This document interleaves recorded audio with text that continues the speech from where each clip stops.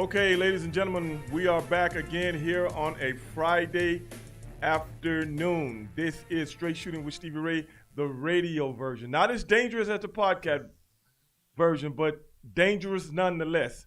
I am Stevie Ray here with my main man, Mr. Latin Heat himself, Angel Corona. Angel, what is going on today on this glorious Friday afternoon? What is going on, Stevie Ray? And it is a little dangerous. It's not as dangerous. But when you got Latin Heat over here, it is pretty dangerous. It's pretty dangerous. Especially with us two kicking it off on a Friday night. That's right, brother. And we got a lot of things going on this weekend. We got a lot. There's a lot of things going on this weekend, man. Now, who do we have producing for us today? Let's not leave him out. You know? Who do we have over there? Is it Vincent? Or is it Dakota? It might be Vincent. Who is it? Who's over there, man? Tell me. It's Vince. Vince, what's going on, man? I heard you've been setting things up for tomorrow. We got a big day, really, really big day tomorrow. Huge day. We got a really big day. You know, let's lay it down, man. We got the first annual Houston voting registration drive right here, 415 West Gray. 415 West Gray. Anybody that hasn't voted, come on down. Brother, we got a lot of stuff going on. Angel, are you going to be here? Man, I'm going to be here. You know, I'm actually registered to vote, but Right. But I'll definitely be here. It's from 4 to 6. It's the first annual. It's in the heart of downtown, the heart of Houston, Right. right here in Midtown. So, Midtown Bar and Grill. yeah, Midtown Bar and Grill. Don't forget about that. That's where we are, ladies and gentlemen. That's where we reside. Midtown Bar and Grill. Excuse me. I just got through drinking a protein shake. I think it's coming back up, man. You know, but Stevie Ray I got to drink a lot of protein, man. Was that like for 50 people grams of protein in your shake? No, man. That's for babies. That's for babies, man. What do you got, 100? I got about 80 grams, dog. Gosh. I got about 80 grams. I lay it down, dog. I lay it down. But yeah, everybody, if you haven't registered to vote, and if you want to register to vote, right here, Midtown Bar and Grill, right here, edgeradiotv.com. Edge Radio TV. We're hosting this thing tomorrow. We're laying it down. Midtown Bar and Grill, first annual voters registration. And guess what? Not only that, voters swag bags while supplies last. That's what they're going to be. Those things giving are going to go fly off the shelf. Yes. I mean, if I think I want one. Right, yeah, we want a swag bag. Hey, I want a swag bag. Some cool things in there. I don't know what they got in there. Who but got I'm more sure- swag than us? Exactly. We need a swag bag. You know, we need a swag bag. Who brings the swag other than us? Right. You know, on the world's most dangerous radio show. Not as dangerous as the podcast, but dangerous nonetheless. Now, let's get down to business, man. Like I was talking about. A lot of things going on. I was watching the basketball game last night between the Lakers and the Denver Nuggets. Great game. Great game. I want to know one thing. What's that? Why do they still keep talking about LeBron James' age? It seems like every single time you tune in, they always dissect He's his 35 years old. Right, Yeah, yeah. I heard you the first time. They'll You say it know, in the first quarter. I In the feel second quarter. I feel like Wyatt Earp Right. on the movie Tombstone when the guy kept saying, "Yeah, Law Dog don't go around here." What did Wyatt Earp tell him? Yeah, I heard you the first time. What's with that, bro? I don't know. I mean, I don't know. Maybe they're just like astonished by his age and how athletic he is. But I mean, LeBron James has been in the game for a long, long time. 17 years. 17 years. I mean, he came straight out of high school. Straight out of high So, school. I mean, it was kind of good that he came out of high school because his body didn't have to go through those college years. I mean, a lot But of those nobody guys. goes to college anyway for no more than a year. Right. That's true. That's true. I mean, LeBron James was just a millennium man that probably saw what was going to be happening the next 10, 12 years from now anyway. So I might as well do it now. Might as well get paid. I might as well do it now. Yeah. I'm not going to wait on millions. I'm going to go out and take them. LeBron James is not a Bunny and Clyde. He's not a Clyde Barrow like some no. people that I've talked about on this very show. He's not a Jadeveon Clowney. You know, he's not. He's only been injured once. Right, and that's the crazy part about his whole career. I mean, he hasn't really dealt with like a torn ACL, a torn Achilles, a pec that ripped up or something Right. like that. I mean, this guy's been pretty healthy. Dog, can you? I don't know what they feed him at home or what he. What I'm telling you, this guy is a millennium man. This guy is inhuman. This guy is almost immortal. a deity, if you will. Don't worship him or nothing like that, but as far as basketball goes, I've never seen anything like this before. I mean, yeah, I mean, because if you think about it, I mean, when was the last, let's say, 35 to 36-year-old playing at this level? Playing at that level. I mean, typically they're on the decline. I'll tell you who it was. Nolan Ryan. Maybe Nolan Ryan. Eating hot dogs in the dugout, drinking a couple beers. Yeah, but I seen him beat a man up at 42, 43. He beat a young guy up in the middle of the baseball field. What about that? Yeah, you got to give credit for that. Oh, yeah. That's definitely some street cred. Yeah. Some street cred. You little young dude, you run up on me. What did he do? Come on over here. Come on in here. He got the fist. He grabbed him in the headlock. He started beating him down. Right. Because the young guy didn't know anything about that. It's an old school move. He thought the guy was going to put his he said, no. I'm going to give you a little nuggie. Come on in here. Come on. Whoa. Yeah. Little by little. Step by step. Inch by inch. And he just used all of that young guy's emotion against him. Right. Yeah. It kind of turned the corner on him. Yeah. Maybe that's the last time. I mean, Kareem Abdul-Jabbar wasn't playing at this level. Mm-mm. I mean, he was still playing at a high level. But it was the Magic Johnson show. Right. It was the Showtime. Along with a whole lot of other guys. And people can talk about what they want with Michael Jordan. Michael Jordan didn't play like this at an advanced age. I mean, you even look at the guys. Right. You look at the guys who got drafted with Carmelo Anthony. I mean, he's still in the NBA, but he was done 5 years ago. I mean, he's coming off the bench. He's scoring. You can get a good 15 minutes out of Carmelo, and that's it. And then, look at Dwayne Wade. I mean, Dwayne Wade retired, a year ago? Yes, body just demolished. Right, yeah. And the man should have retired 3 years ago. And that goes to show. He was still trying to pick up that last paycheck. That last paycheck. Right. I mean, look. I'm not mad at him. Right. I mean, he went to, was it Marquette for, 2-3 years? Yeah. So, I mean, that has a free toll, right, if you want to say, because you're not getting paid. Right. So, LeBron but you remember, James. right before LeBron left, his body was breaking down. Yeah. What I'm trying to inform people is this. I have never seen an athlete in his mid-30s, closer to 40 than he is to 30, play at a all-time great level, a high level, like this human being. I've never seen this. And you look at the game of basketball, you can't just hang out. You can't be a pitcher. Right. You have to run the court. Yes. I mean, you have young talent coming in every single year that are grinding, that are trying to take away that. LeBron has a target on his back every single night. Man, every single night. Jim Cooley said Robin Ventura. What? Wait a minute. Robin Ventura was good. Yeah. But what I'm saying is, you are still maybe Serena Williams. How old is she? 38. 38. Well, people still consider you the best in the world at what you do in an advanced age. Not even Tiger Woods. No, not even. I mean, if Tiger Woods hadn't got beat up by his wife, maybe. What about that? The car and the wife. Yeah, I forgot about that. The tree. Was it the tree or was it like a palm tree or something, right? Yeah. Was it the tree or fire? Trump, fire hydrant? Yeah, it might be in a fire hydrant. What about that? Yeah, probably both of them. Yeah. I mean, this guy lost it overnight. You ever seen anything like that? It's funny because you never heard about Tiger Woods inside the news. And then this one night popped up and you're like, what? Tiger did what? Yeah. With what? With then after that, he was nothing anymore. Yeah. I mean, he just faded to nothing. Right, yeah. You ever heard anything like that before? It didn't happen like his body didn't snap. Yeah. Yeah, his whole mind broke down. I guess she must slap pretty hard. Wow.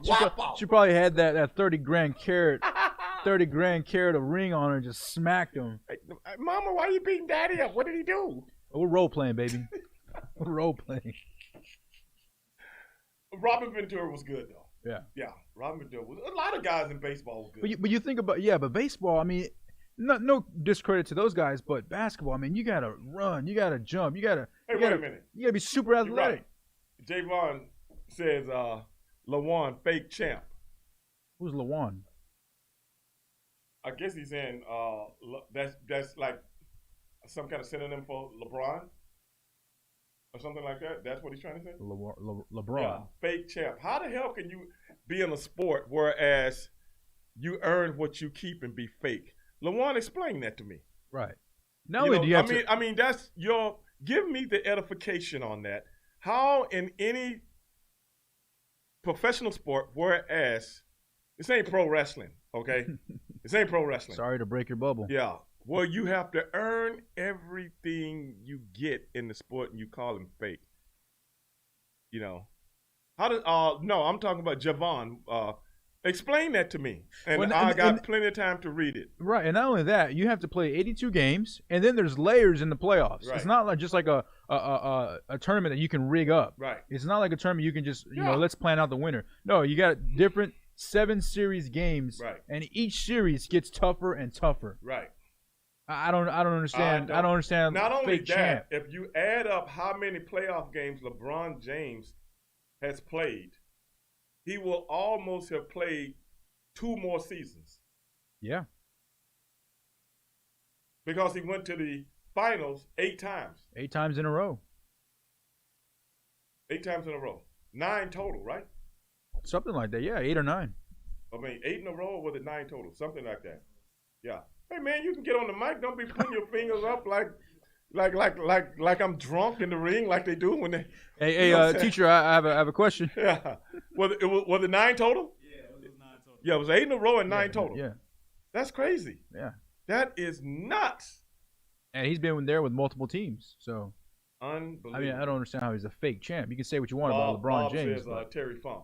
I mean, I love Terry. I love Rick. But I'm just saying, those guys are the pinnacle. I love them both. Those guys are at the pinnacle of the pro wrestling business. Right. But when Javon says fake champ, how the hell can you be fake in a professional sport where you earn what you keep? I mean, if you look at LeBron, it's not like for most of his career, he's had a younger guy who's helped him out. Right. But you talk about pro wrestling, you can have a young guy and they can carry you through the match, and all you got to do is hit the finish. Right. All you got to do is hit the finish. Maybe do a low blow or slide in a chair or something. How many times have you seen LeBron just take those Cleveland Cavaliers? Those were nobodies. Oh, yeah. Those were nobodies. I don't even think they're in the league. And he took them to the finals. I've only seen one other person in basketball do that. One other person.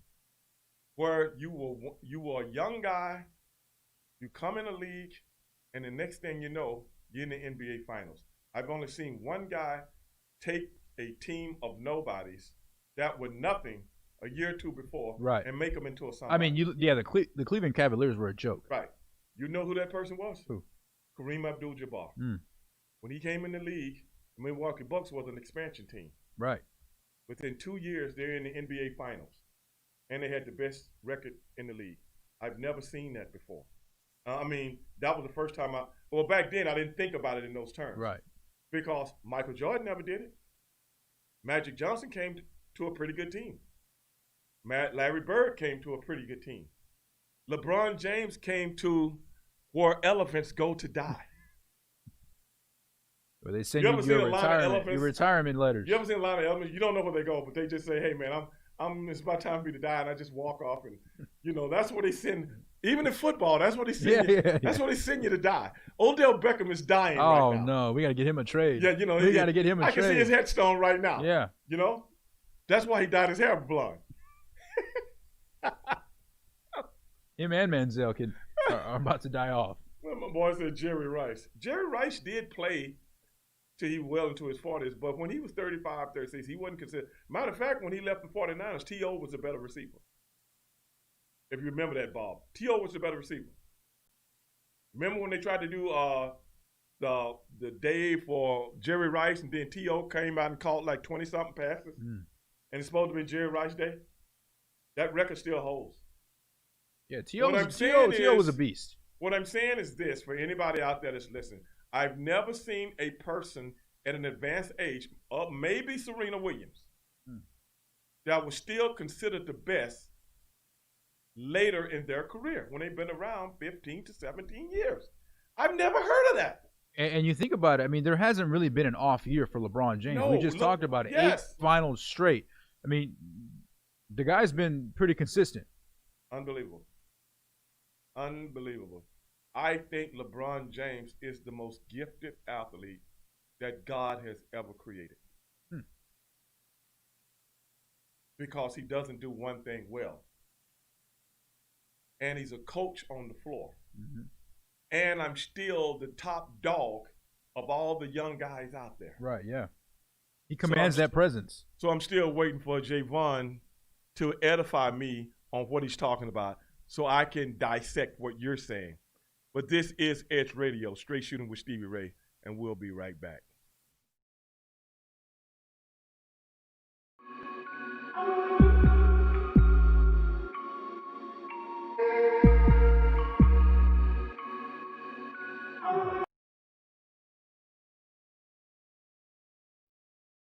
大家好，我是傅凯，这是我的好朋友 Chris Holland。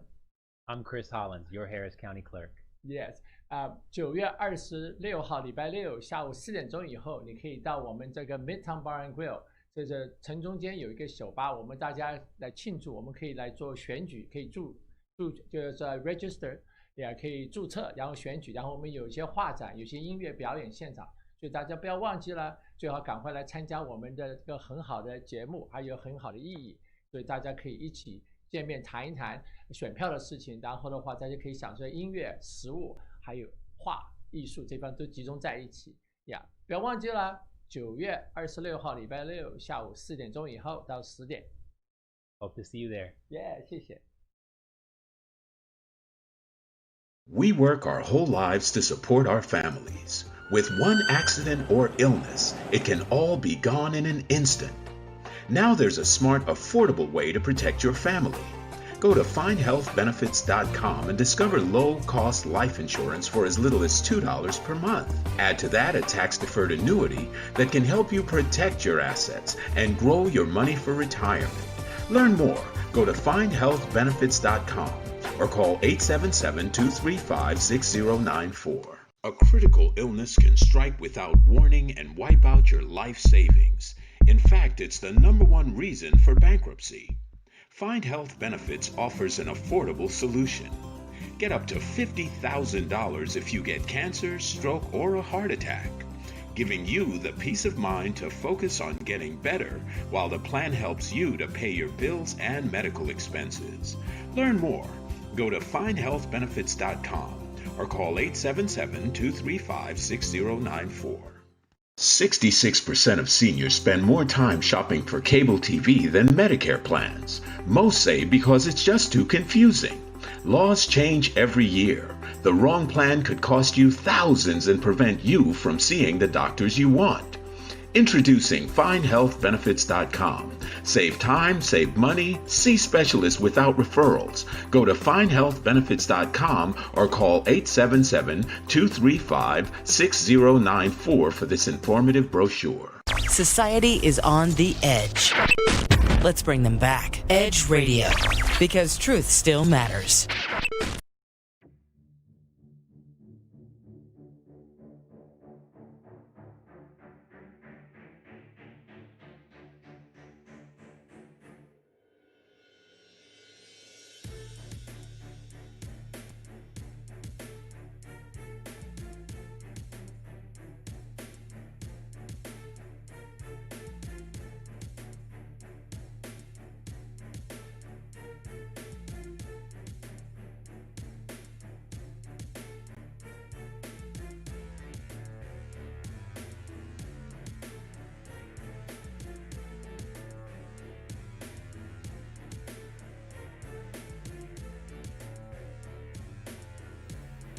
Okay, we're back again, Straight Shooting with Stevie Ray. I'm with my man, Angel Corona, right here on Edge Radio TV.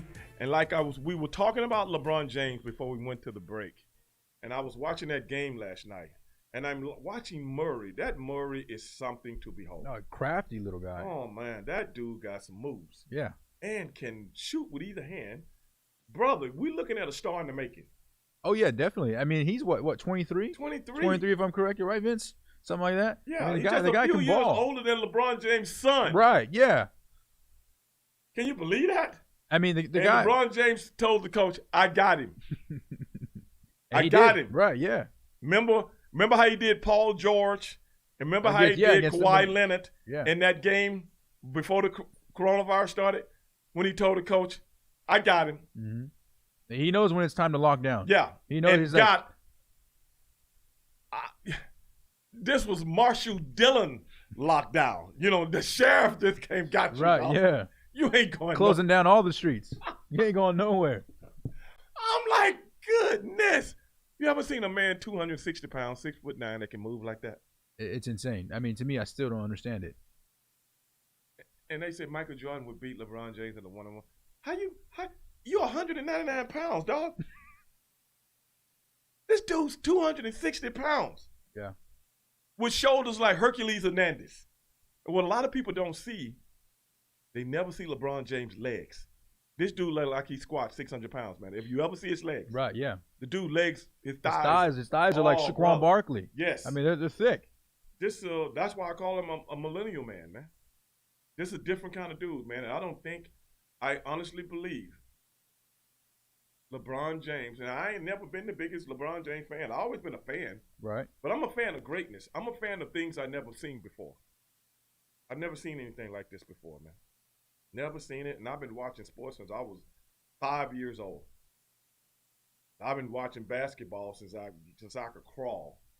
I've never seen anything like this, man. Not at this level for so long. And you hear these announcers wanting him to fail. You hear them. He's 35 years old. Don't know if he can play defense. You know, he don't play defense anymore. You ever heard that one? Yeah. You don't know. LeBron James, don't know. He doesn't have the stamina. What? What? What planet you living on, man? I took this little 23-year-old dude and I became his father. Yeah, right. In one play. Hey, I'm your father tonight. The dude probably had never been held like that in his life. And I'm sure just the name of LeBron James kind of like, made him shut down a little bit. Because a lot of these guys, when the bubble had started, they were like, oh, I just saw LeBron James. I just saw LeBron James. Like that's a guy you're competing against, So he has that factor, that star factor, even amongst his peers. Right. That's I mean, you know how that is. Yes. That to me makes. Yeah, I've never. People always talk about. This is the thing that gets me. I know you've heard this, Vince. You have admitted to being a LeBron James sympathizer, like Sweden to Germany in World War II. You have admitted it that you're a LeBron James sympathizer, not a hater. My boy Jimmy Tibbs is in the house. Me and Jimmy do a show on Monday night. Shout out to him. Now I know you've heard this, Vince. LeBron James doesn't have a killer instinct like Michael Jordan and Kobe Bryant. You know what behooves me? If I was talking to any guy on television that said that, you know what I say? What's that? How would you know? See, this is the thing, man. And stay with me on this, Vincent.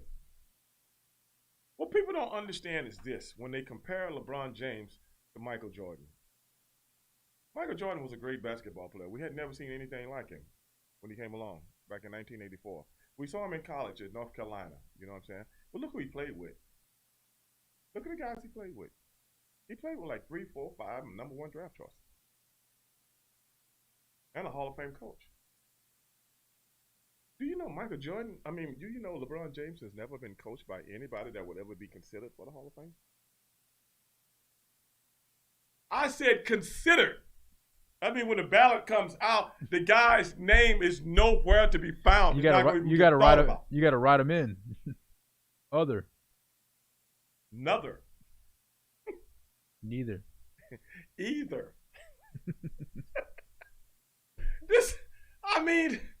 Am I the only one thinking about things like that? This guy comes out of high school and right away, within a year, you can see, if this dude get any better, goodness. This guy gets a jump shot. They said that for a while. Right. If LeBron James can get a jump shot, then his game can be excelled in. What about this? Look at how the game was played in the early 2000s as to how it's played now. The man has had to evolve with the game. With the generation, the new generation. A bunch of guard play. Right. Okay, I got to do that. I'll do it. Okay, I got to do this. I'll do it. That is what I call a millennium man. Who else has ever had to do that and do it on a high level? And I'm gonna do it better than anybody else has ever done it. Who's done that? So we're just gonna leave that out. Then people will put this up. Michael Jordan led the league this many times in scoring. Michael Jordan was all defensive team. Michael Jordan did this, blah, blah, blah. But look what he did. How many years did he play? 8 before he ever even went to the finals? LeBron James was in the final at what, 23? 22? A baby. Look, see these old men behind me? That's what he said.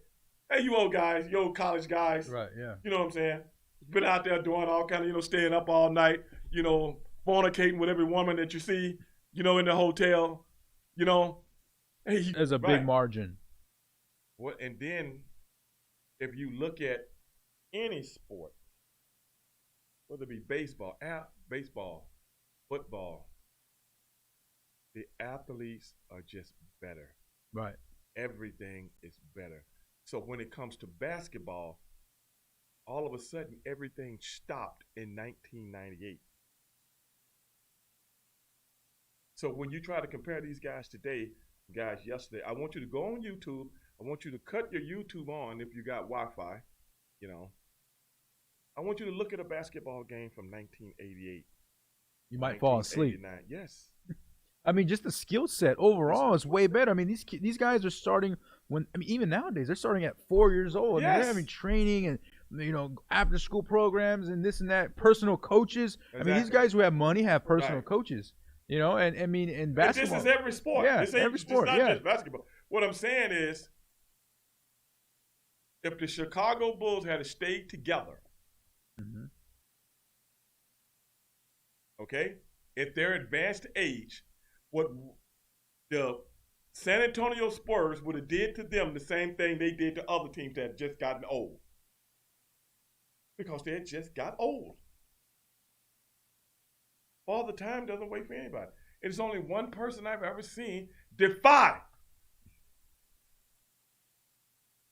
He defies Father Time. That's LeBron James. I don't know what this dude, like you said, I don't know what this does is a genetically gifted individual. Genetically gifted. Yeah. I mean, people can say Floyd Mayweather. Floyd Mayweather didn't go up against top competition, and he never fought a young guy. Right, and Floyd Mayweather kind of handpicked his opponent. Where in basketball, you can't handpick your opponent. It's kind of whoever wins. That's what I'm telling you.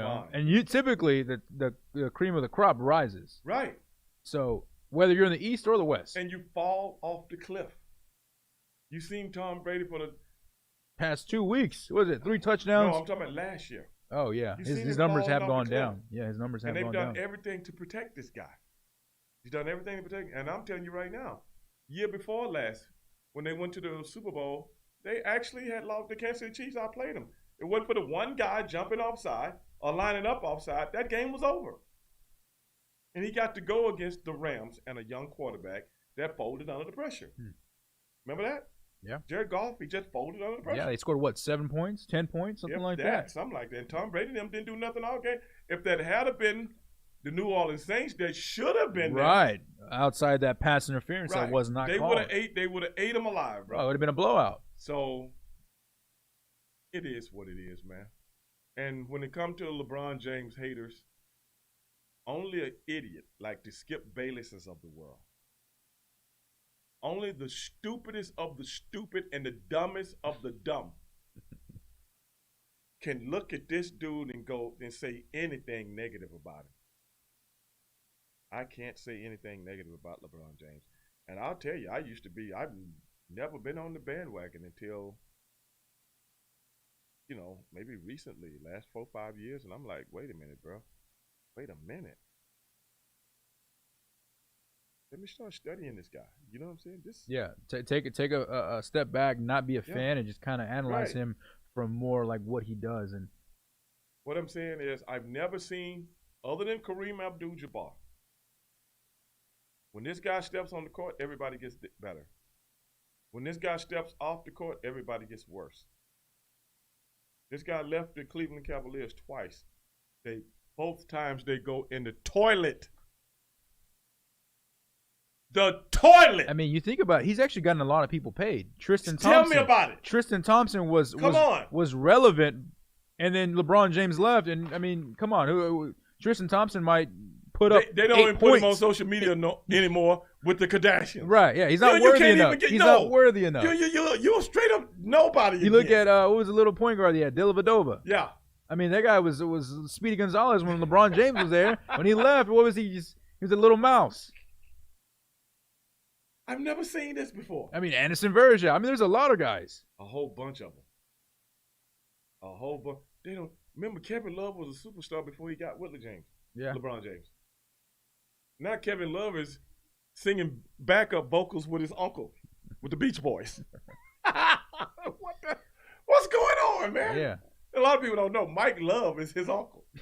I thought that was a joke. No. I thought that was a joke. Look real. at that. Oh, wow. Hey, look, you got to realize, but you up here with your dog now. Yeah. Your dog finds out about things people don't want to know about. That's what your dog does. Yeah, Mike Love for the Beach Boys. That's Kevin Love. So he's singing in the background. Yeah. Probably doing a little. Yeah. Wouldn't it be nice? Yeah. This is real talk, man. We don't make this stuff up. We just tell it like it is. Because on Straight Shooting with Stevie Ray, we really like talking about champions. Champions know champions. This is a show where champions knows champions and game knows game. And we like to talk about it, man. And at the end of that game, when LeBron James came out and he started talking about Breonna Taylor, man, I could feel his pain, bro. I could feel his pain. And you got a lot of people right now, like that sheriff out in L.A., asking LeBron James to match the reward. To be a sheriff, how do you even have a job and do something that idiotic? How do you do that? But yet you said nothing when the very people that work for you take pictures of Kobe Bryant and all these people that died and sold the pictures. Right, sold the money, sold the TMZ and all the videos and whatnot. What a scumbag. I mean, you're lower than low. You're lower than... Smaller than an ant. That's the political jargon that's going around right now, that kind of stuff. I mean, and you a police chief or sheriff? Chief? As far as I'm concerned, you ain't qualified to have a job. As far as I'm concerned. But that's the stupidest of the stupid, bro. Just do your job. How hard is that? It's probably too hard since guys got away with what they got away with. You know, probably too hard. Yeah. Sad sack son of a gun. But be that as it may, I just want to talk about that because I still don't believe people are really witnessing what they're seeing. You're seeing greatness. And that only comes around a generation. I'm talking about there's a lot of great athletes. Yeah, I think all the haters that are out there, and it's kind of sad, but once he's done, once he hangs it up, you're only going to appreciate him even more whenever, why can't you just step out of your hater shoes for half a second and just appreciate it now? Because they're hanging on to the past. A lot of people never seen Michael Jordan, but they still will sit up and say, Michael Jordan is the best ever. That's the funniest part about my generation, Stevie Ray, is these guys are pooping in their diapers. I mean, their mom was wiping down their vomit, and they're going to sit there and say, hey, look, Michael Jordan's the best player ever. Have you seen the man play? Besides these ESPN highlights and besides The Last Dance, have you seen the man play? Yeah. Exactly. But be that as it may, EdgeRadioTV.com. Straight Shooting with Stevie Ray, the world's most dangerous radio show. Not as dangerous as the podcast, but dangerous nonetheless. We will be right back.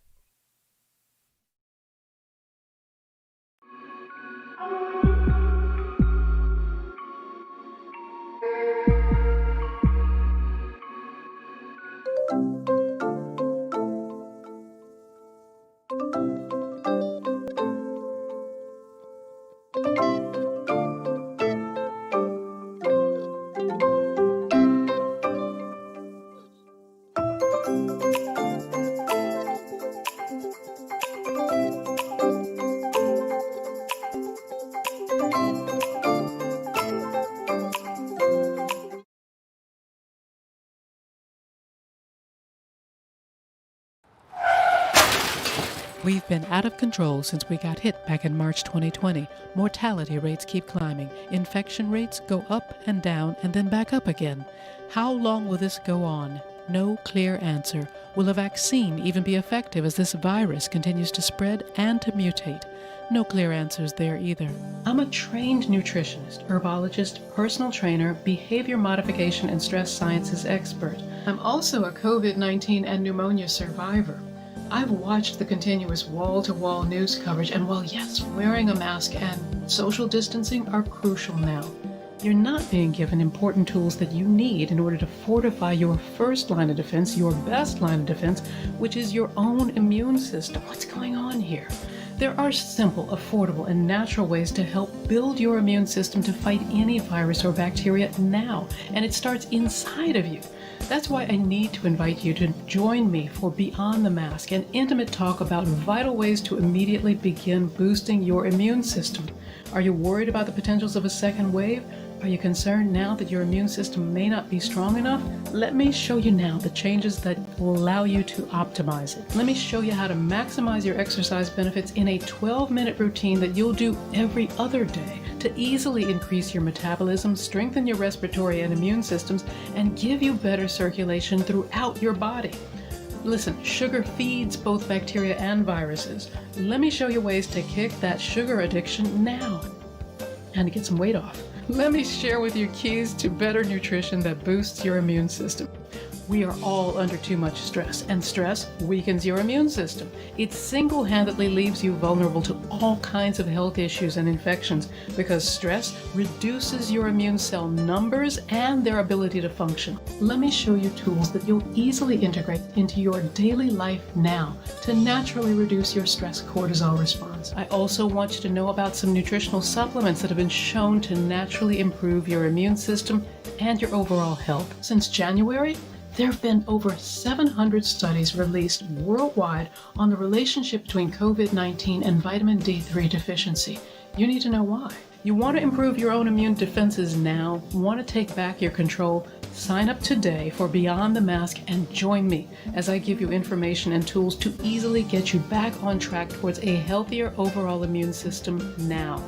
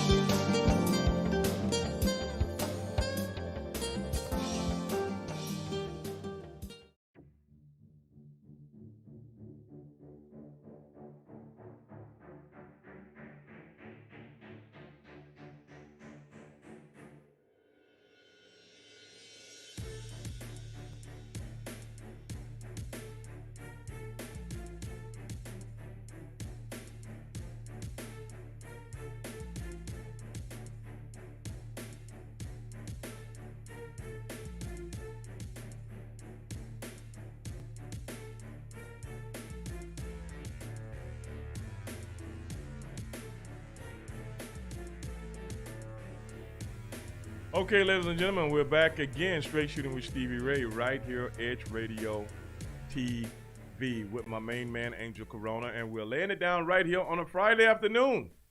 Right here on a Friday afternoon, brother. And we've been talking about LeBron James, man, and I just want to get my 2 cents in on that for everybody that appreciates greatness. But for all you lulacs that don't, hey, better you than me. But this weekend, bro, you know what we got coming up this weekend? We got some interesting stuff. We got the UFC. Yeah. We got the Charlo twins. Mm-hmm. We got the Texans and the Steelers. Yeah, your team versus my team. Brother, you ought to see these new Pittsburgh Steelers sneakers that I got. What? You got some new sneakers, huh? Purple and gold? I'm sorry, not purple and gold. Black and gold. Pittsburgh Steelers, not the Minnesota Vikings. I was thinking about the Lakers. You had LeBron flushed in my head. Oh, okay. Yes, man. I just received my new Pittsburgh Steelers sneakers. Are they signed by Ben Roethlisberger? They are signed by myself. That's even better. Yes.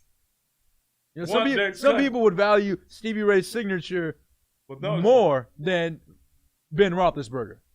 Ben Roethlisberger's not in the WWE Hall of Fame. Yeah, but he's gonna be in the NFL Hall of Fame soon. But we're talking about right now. Very soon, yeah. But no, there's no signature on him. I don't get people's signature. You know, I've only asked for one autograph in my life. I remember you telling me. I've met a lot of people, Mm-hmm. but I've only asked for one autograph in my life. Let me take a guess. Was it Prince? Michael Jackson. I wouldn't want Prince or Michael Jackson's autograph. Neither one of them. They're good. Right. And I like them. They're not worthy. They're not worthy of Stevie Ray's autograph. Man. No, man. Come on, bro. No. You know who it was? Who? Temptations. Temptations. That was it. And I could give you a litany, a plethora of names of people that I've met. Oh, yeah, I know. But, you know, I've never been an autograph guy. I don't know why. I've always thought it was kind of amazing when people ask me for an autograph. Right, and I think nowadays they're moving more towards the picture, right? I mean, or do they still ask you for autographs? How does that go? They rather have a picture, right? They'd rather have a picture with an autograph on it. Oh, that's a double whammy. Yeah, it's $10 more.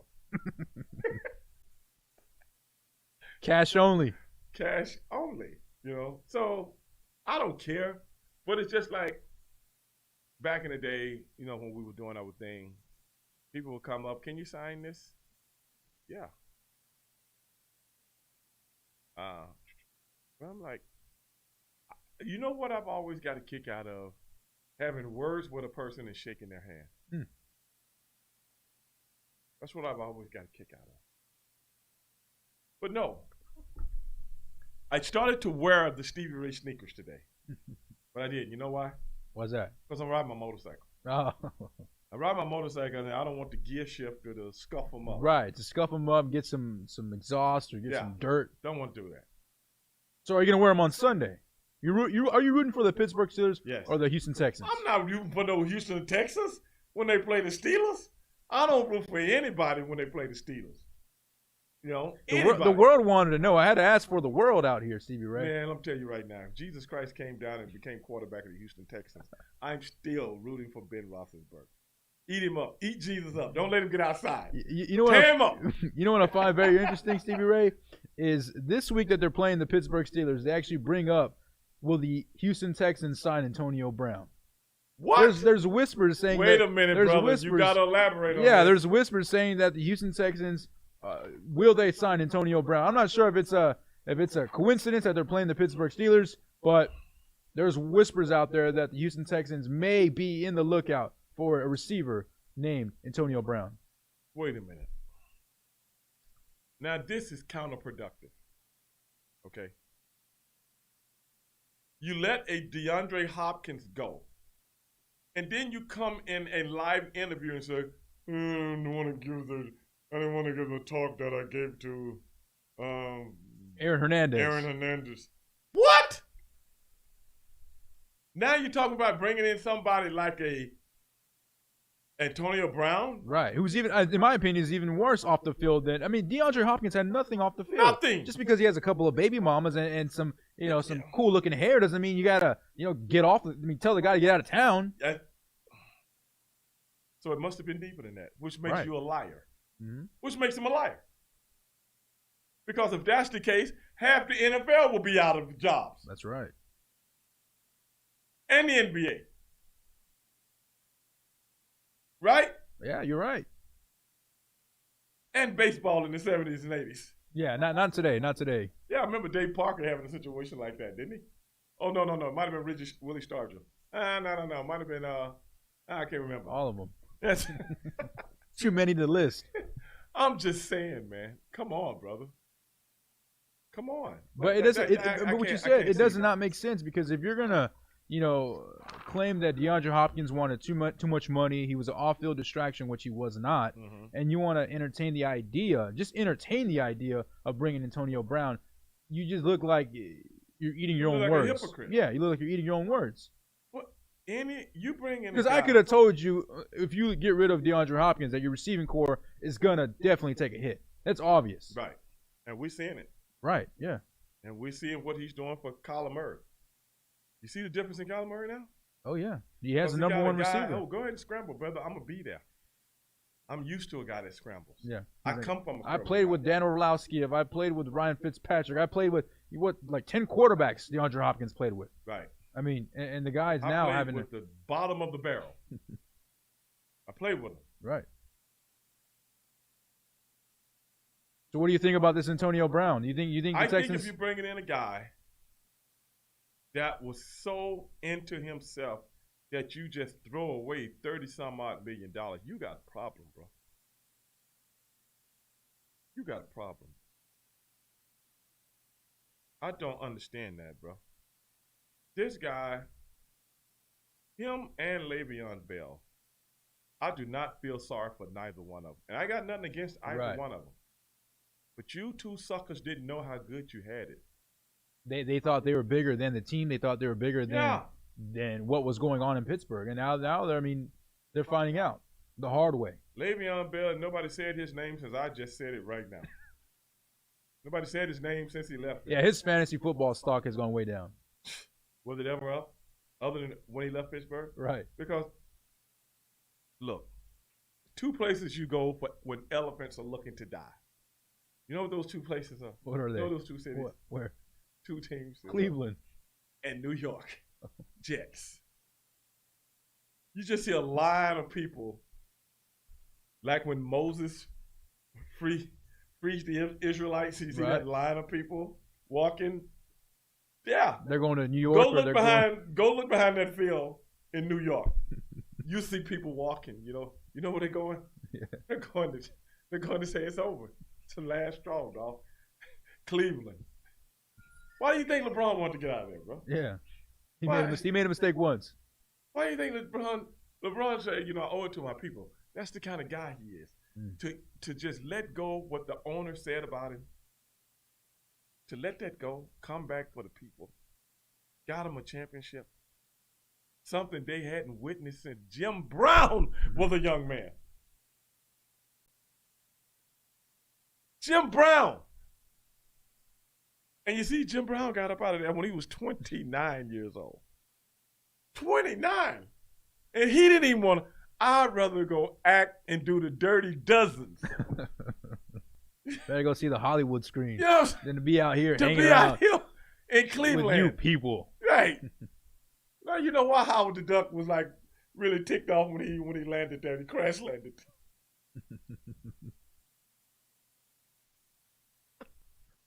Only in Cleveland, man. Unbelievable, bro. Man, the world is crazy, man. The world is crazy. Oh, God. But that's what I'm saying, though. Antonio Brown, Le'Veon Bell, brother, y'all just don't know how good y'all had it. When you playing with a Hall of Fame quarterback and a top coach and top GM, top organization, you're not going to get overpaid, bro. Mm-mm. We didn't get to be where we were by sitting at the bus stop. In essence, we will always find talent. We're good at it. They've been doing this for a long time. A long time. You don't go to 8 Super Bowls because we don't know what we're doing. Right. There's a system involved. It's a whole bunch of people that know what they're doing. They know most of the time. The top teams don't stay good all the time. Mike Tomlin ain't had a job for 11, 12 years because he don't know what the hell he's doing. Not in this league. Mike Tomlin had the lowest of the low when it comes to quarterback play last year, and still almost make the playoffs. Yeah, well, they're like a game away from making the playoffs. One game away. With Duck Hodges and Mason Rudolph, a man who should be, in my humble opinion, arrested. For impersonating a quarterback. For impersonating a football player. Oh, a football player. There we go. He couldn't even be a punter if he tried to. He couldn't even be a kicker. I mean, you kidding me? What kind of Royals? And one of my favorite groups of all time is called Steely Dan. They used to have an album. You know what the name of the album was? What's that? The Royal Scam. That sounds like Mason Rudolph. Yeah. The Royal Scam. Hall of Famers. Steely Dan, love him to death. Two guys made all that music. Two dudes. Walter Becker and Donald Fagen. Two dudes made all that music for so many years. Right. And one of their best albums that I've got downloaded. You know what the name of that album is? I'll tell you again. The Royal Scam.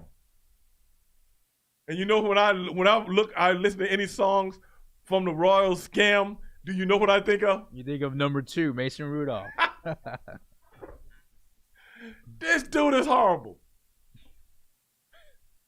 Hold on, let me ask you a question then, Stevie Ray. Dude is horrible, man. Do you think the Pittsburgh Steelers, do you think we see Mason Rudolph this weekend? Let's say the Pittsburgh Steelers blow out the Houston Texans in a game where it's not even competitive. Do you see Mason Rudolph? What would you do if you see Mason Rudolph go in the huddle? Well, I tell you, I've just changed the channel. I tell you that. I don't want to see Mason Rudolph warming up on the football field. I don't even want him out there. You don't want to see him giving Big Ben a towel or Big Ben a fresh drink of water? I don't want Big Ben in the presence of people the Royal Scam that are not worthy. Because I don't want any of his aura rubbing off on you. I don't want that. I can't have that. I don't want Big Ben to look at him even in the quarterback. Right, yeah. In the quarterback meetings. Sit outside, kid. Sit outside. No, don't speak to him. Let him in, but just sit over there. And just tell the coach, who the quarterback coach, I don't want this dude near me, man. I don't want his want his bad aura. juju. No. The dude is a walking slep rock. Come on, man. Dude is a walking slep rock. What is a walking slip rock?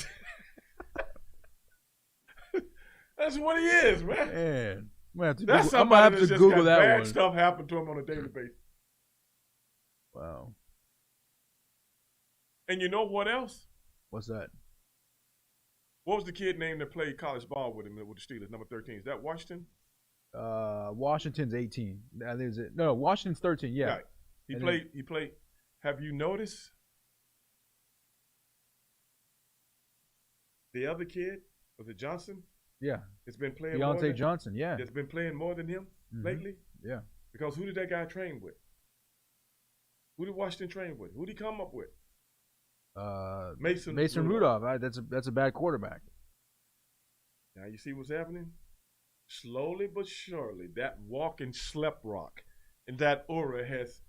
Remember they was talking about this guy emerging as one of Ben's top favorite guys. Right. Remember that? Yeah, because he's a fast guy. I mean, he was known for a while to throw the long ball. He's a speedster, kind of like Will Fuller. Where is he? I don't know. I'll tell you where he is. He's on the team. Right. Slowly but surely, they're working Johnson in and working him out. Yeah, so Johnson's clearly being the number 2. And the kid from Notre Dame eventually is going to be a starter. You mark my word. Mm-hmm. Those are going to be the 3 receivers. It's going to be Juju, it's going to be Johnson, and I can't think of the number 11. I can't think of his name. Those are going to be the top 3 guys. You mark my word. I know the Steelers, and I know what Big Ben likes. I know what he likes. Big Ben has made more wide receivers multi-millionaires than any other quarterback in the history of the NFL. More than Tom Brady. Matter of fact, if you play for Tom Brady, you probably got a salary cut. For the first year, and then you got to go somewhere like Miami and get a little bit of a guarantee. Yeah, until they figure out what's up. Until they figure out you can't play football. Right. You can't catch. Where's Chris Hogan? I think he's with Carolina or something. He's somewhere, but he's not doing much. Where's Chris Hogan? We need to put a sign out there for him. Where is he? In the Super Bowl, he called for 100 and something yards. That should be good for something, right? Mm-hmm. Goes to show you, maybe it was the system. Maybe what I'm seeing right now with Cam Newton is what I've been talking about for quite some time. See how Cam look? Oh, yeah. Cam threw for almost 400 yards the other night. Did you see that? I mean, Cam's looking like Superman, the Superman he claims to be. He just happened to be playing against a team led by Russell Wilson that just don't play. Them dudes don't play, man. Russell Wilson don't play. 5 touchdowns. Now, just if Cam Newton had been playing any other team that day, I think they would have won easily. Yeah. That Russell Wilson's something else, bro. And let's go over the teams that's playing. We've already mentioned that Slep Rock. So you give the Texans a 0% chance to win the game? No. I think the Texans have a chance. Really? It's just the fact that the Steelers' offense is not playing very well, but that defense, yeah. That defense, that T.J. Watt. T.J. Watt should have been defensive MVP last year. And what's his Dupree? Bud Dupree. Bud Dupree. That guy's a stud. That dude flies all over the field. And this is what I'm talking about. They're gonna have a spy Bud on. Dupree, number 1 draft choice. Mm-hmm. T.J. Watt, number 1 draft choice. What's the kid name that played? They drafted him last year in the middle. Number 1 draft choice. You see what I'm saying? Mm-hmm. They don't waste too many draft choices. No. They don't waste too many. Now, a couple of guys, Sean Davis. I don't even know if Sean Davis is still on the team. And Artie Burns. They were number 1, number 2 draft choices a few years ago. I don't even know if they're still on the team, man, because the thing is, Mike Tomlin, when you don't produce, he don't care where you was drafted. You ain't playing. Yeah. You are not playing. Another thing we got in that game, we got all the Watts brothers playing in the same game. Yeah. Let's see who's going to make more of an impact. I mean, JJ's been pretty quiet. Yeah, I think he's had, 2 sacks? 2 sacks, something like that on the season? Didn't help him, though. Right. But I think everybody's just so used to that JJ from, 5-7 years ago. It's like, well, now, no, I'm a different type of JJ. So, that TJ Watt is a game changer, bro. That dude. And do you know this? Let me tell you how good old Ray Dog is. Let me enlighten you on something. A few years ago, when TJ Watt was coming out of Wisconsin, all 4 Wisconsin linebackers are very, very good. And I think at least 3 of them are playing in the NFL right now. Mm-hmm. I'm not sure about the 4th one. This is what I told my friends. This is the honest to God truth.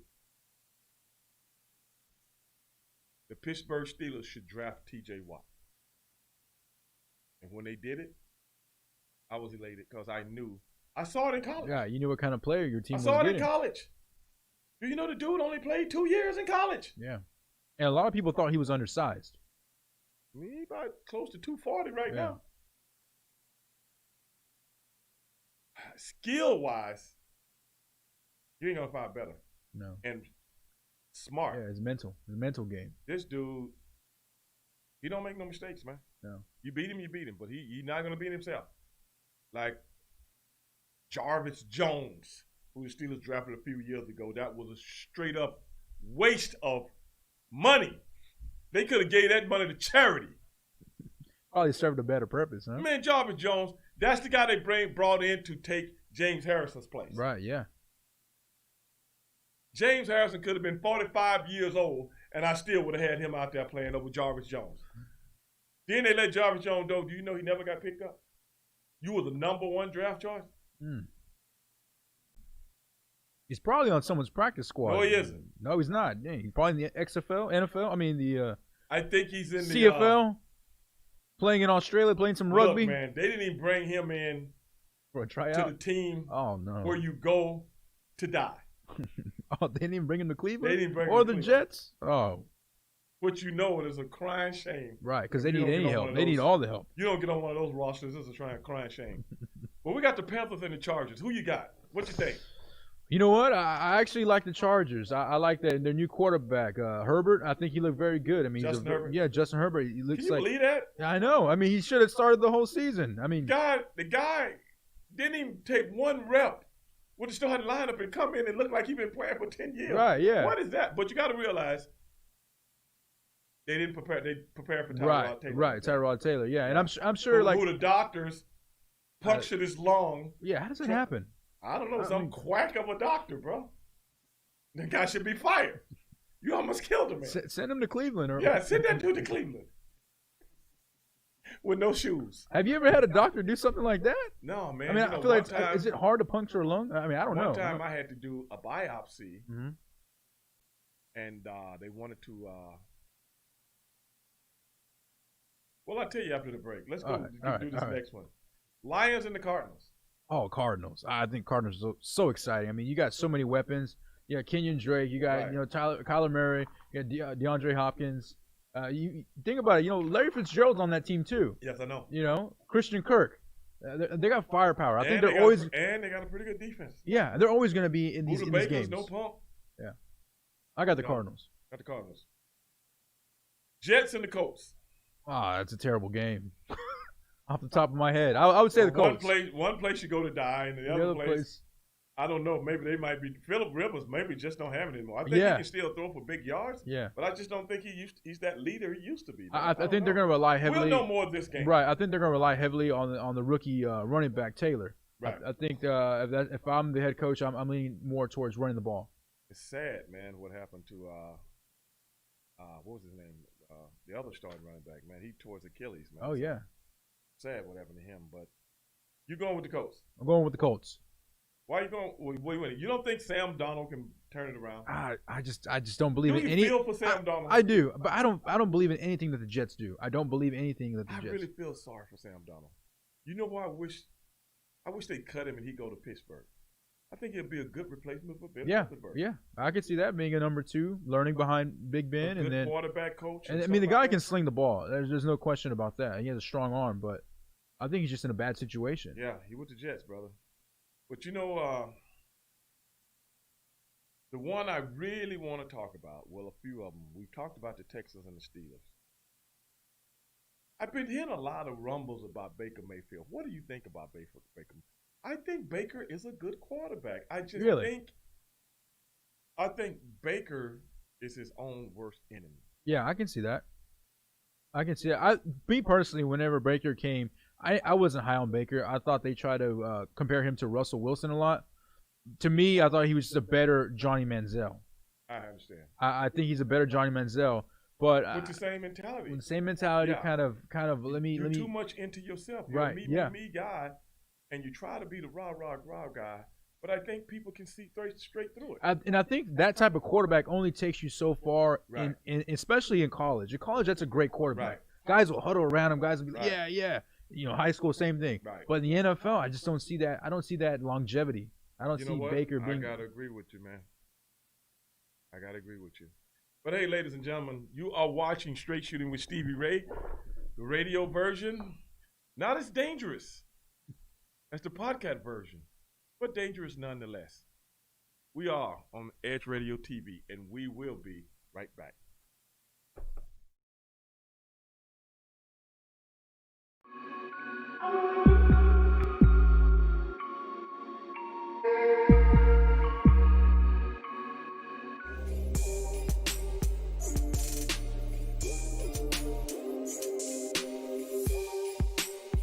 And we're back with Athletes United Experience on Edge Radio, and where truth still matters. As a side note, viewers, the Art and Jazz Fest voter registration drive, and as we talked about this earlier, will be held right here at the Midtown Bar and Grill, September 26th, beginning at 4 p.m.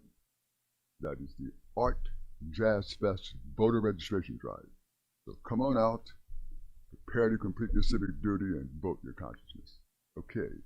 As we broke, we're talking to Dr. Crystal Mark here, and she had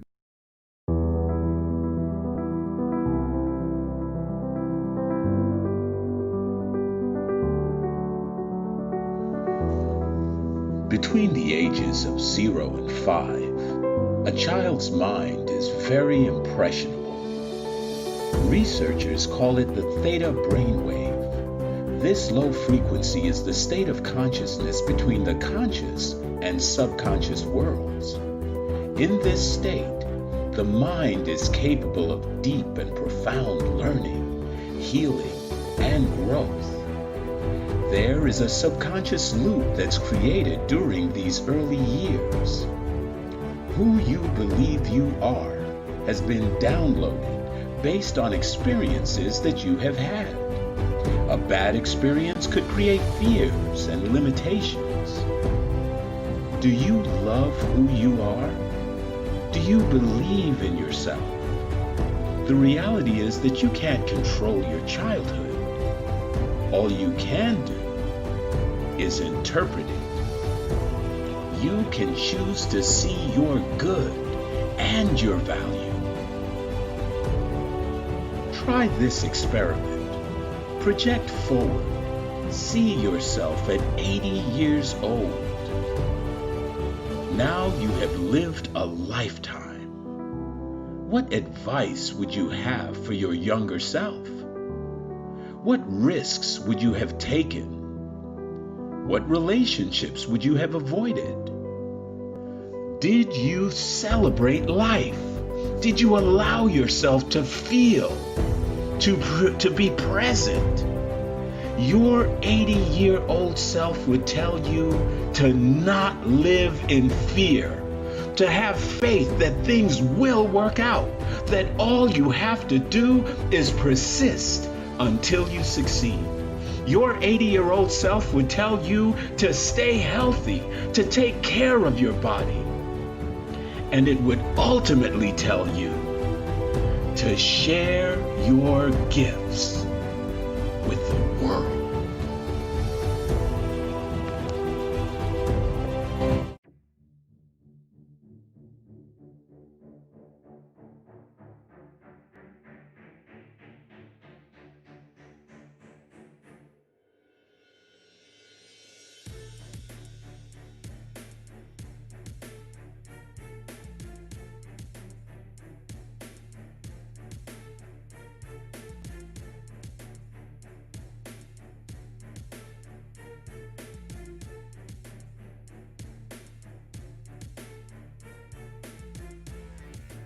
Okay, ladies and gentlemen, we are back again right here, Straight Shooting with Stevie Ray, Edge Radio TV. We were discussing some football, me and my man, Angel Corona. Angel, I got a few more games to go to. Let's do it. But before I go to those games, I got to remember to tell everybody, first annual Houston voter registration drive. First annual, right here at the Midtown Bar and Grill, 415 West Gray Street. That is 415 West Gray Street right here in Houston, Texas. Come out if you want. Some of you young people out there really need to start, getting your hands mixed up into a lot of these things like what we call voting so you can make a change. That is the one way, instead of thinking about making a change, that you can make a change. Whether it be on a local level, whether it be on a state level, whether it be on a national level. Voting is the way to make change. And don't forget that. You tell them Stevie Ray told you to get down here. We got some art things going on. We got food going on. We got swag bags being given away. It's going to be on, ooh-wee, like a steaming pot of neck bones. So come down. You might even meet me. I might even show you. What? You might have to pay $10. You might have to pay $10 for a signature, but you're going to meet Stevie Ray. No, not on the voting day. I might waive. You might waive it for the political pancake. I might waive $5. Yeah. Yeah. I can see that. Yeah. I can load up on $5 bills. Yeah, $5 bills.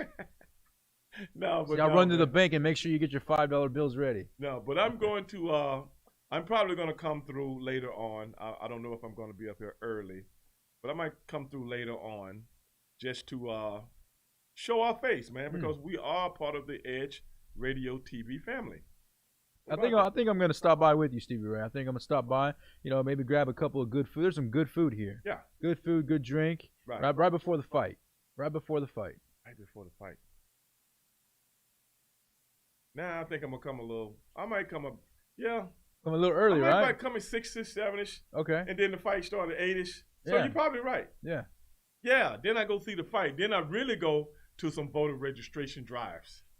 You know what I'm saying? Right. Yeah. You know what? We should call Ronnie, man. Yeah. We should call Ronnie. Well, I wonder what he's doing right now. He's probably in the hotel. Wait a minute. They doing the weigh-in today. Oh, he should be at the weigh-in. Yeah. Where they're fighting in Connecticut. Somewhere in Connecticut. Connecticut. Yeah. So Ronnie should be either helping cut weight or I tell you what Ronnie's doing doing something. Right now. What is he doing? I think Ronnie just got through eating some barbecue hot wings. Okay? Some buffalo hot wings? Yeah. And then he probably went to his bed and he's probably What's that? He probably sleep right now, man. Yeah, Ronnie's probably out. Probably trying to catch up on that flight. Yeah. Was that with a good 4-hour flight, 3-hour flight? It's a good 3. Yeah. Good 3. Time change. Ronnie probably hit the sack. Hour ahead. Yeah. Charlo. So right now it's 7:25. Weigh-in was probably early today. Yeah, Ronnie probably just ordered some room service on the promoter. Right, yeah. Put it on that guy's tab. Yeah, you know, he probably had a Miller Lite or something like that. Something you know? light. Yeah. So Coors Light. We need to call him, man. Yeah. You know what? We really need to call Ronnie, man. And see, you know, hey, can we call through the system? Get somebody on the line through the system? Then what day can we do it? We need to be calling Ronnie Shields right now. So if somebody calls in, how can the people hear him? Well, we better get something going on because if people can call in, I have a zillion of them calling in on a daily basis. But Ronnie should be are they still doing a weigh-in? I'm assuming they're doing a weigh-in, some type of media weigh-in. Tonight? It's typically the day before the fight, right? Media day is on Wednesday. Oh, okay. So then the weigh-in's tonight. Right. No, the weigh-in is early in the day because they have to give you time to rehydrate. That's true, yeah. A lot of times they show it in the afternoon. I mean, you know, later in the day. But it's actually if you look at them live, it'll be like 11 o'clock if they're on the West Coast. And that's like, 1 o'clock our time, something like that. And then they might show it on television around 5 o'clock. So people think it's, no, live, the guy right, needs yeah. 24 hours, more than 24 hours to rehydrate. That's right, yeah. So they do it early. Well, let's go back through a couple of these games, man. Buccaneers, Tom Brady's bunch, and the Denver Broncos. I think Tom Brady and the Brady bunch get away with the win here only because the Broncos are hurt. I mean, they got Courtland Sutton. He's out for the year. Their quarterback, Drew Lock's going to miss a couple of weeks, I assume. They're kind of fighting up a hill. The Broncos themselves, and not let alone the Buccaneers. So right. I think the Buccaneers make easy work of the Broncos. Well, this is the game I'm looking for. What's that? The Dallas Cowboys and the Seattle Seahawks. That's the game I'm looking for. I mean, that one's that has Hollywood written all over it. I mean, you got the Cowboys who just came back from, 20-0 deficit against the Rams. And someone should be fired. Yeah, I mean, how does that happen? Because at one point, I think what you had was a situation and nobody was informed of what's going on, which means your special teams coach. You ever seen He's asleep. You ever seen before something big like that? Your special team coach gets guys together. Yeah, brings them in, yells in their ear. And tells everybody, blah, do blah, this, blah, do that. blah, Yep. blah, blah, blah. You ever seen that? Yeah. I don't think we saw it. Mm-mm. And I've never seen a team, I swear to God, I've been watching football since I was a little bitty boy. Mm-hmm. I've never seen a team kick an onside kick. And the guys sit there like, don't touch it. Like it's a hot potato. And then they realize, so how do you not know that? Do you think it has something to do with no offseason? I mean, no preseason. Yeah, it's either no preseason, like it's a new situation that's happened they're not prepared for, but that goes back to the coach. That's your job, your special. You have one role, one job, one responsibility to take care of special teams. You guys should practice that, and they typically have a team designated for special teams. Right. So they should go through these practices, but maybe that's a. But what I'm saying, even before they kick, they're going to kick onside. Yeah, kick. It's obvious. Yeah. How do you not know the rule? As soon as his toe touches the ball, you can jump on it. Right. Exactly. They're waiting till it go 10 yards. Yeah, and they were like literally. it was a punt. Yeah, like it was. This is not a punt. Right. This is a kickoff, and I'm looking at number 87, and he's trying to keep the other. I couldn't believe. I'm like, yeah. Did they change the rules while I was gone? And I thought that for half a second. I was like, wait, maybe they changed. Maybe this guy 87 knows what he's doing. Turns out he did the wrong thing. I mean, that's why you have the advantage of an onside kick. Right. You can get it as long as you don't move before he kicks it. As soon as his toe touches, you can run up and grab the ball and take off running the other way. Yep. Because it's kicked, and they got to go as long as it's kicked. And then you look at it from the Cowboys' perspective. I mean, they had everything go right. It was like a written movie because what's the percentage on an onside kick? I think it's like 8%, maybe 6%. Yeah. I mean, they're making it harder every single year to get these onside when kicks. The ball never left the ground. Mm-hmm. How do you not jump on a ball that never left the ground. It just spinning on the ground Yeah. and moving like a slow magnet. gravity. Right, yeah. Maybe it hypnotized them. I don't know. Maybe they did a David Blaine or something. Maybe like the that. kick was so like on the ground that they didn't know what to do, because typically those onside kicks are, they'll Right. hit the ball once and they'll fly in the Right. air, and then you block, and then okay, you got a designated catcher. This one was just so it was like Bugs Bunny had a magnet underneath the field, like in Space Jam. He just kept sliding it around. 87's like no. like 5 guys looking at the ball. And they can't blame the crowd noise. No. I mean, they should be able to hear the coaches should be yelling, "Jump on the ball." But I mean, I don't know what happened. I saw he came out the other day with a statement that said it was his fault. The 87 or the coach? The coach. Obviously.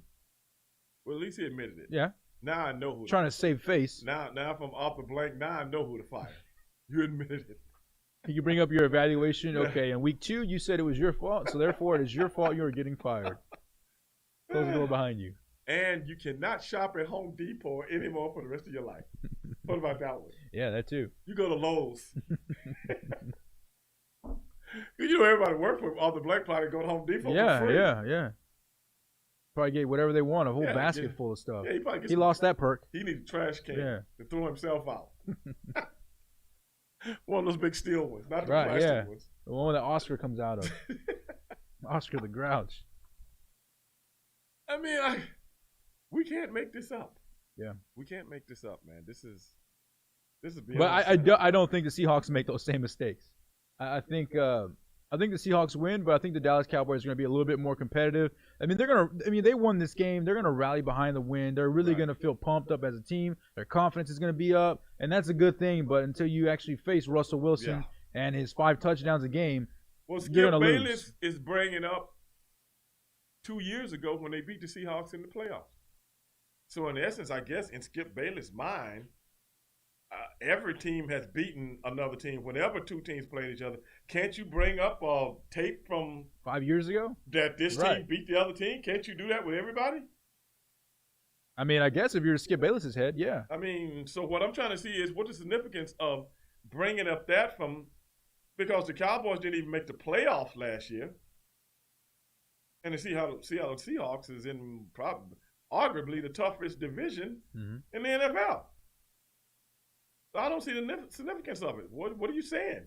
Because Dallas won against them 2 years ago in a playoff game, a game of which Russell Wilson didn't even throw the ball. They just came out running the ball. Yep. I remember that game.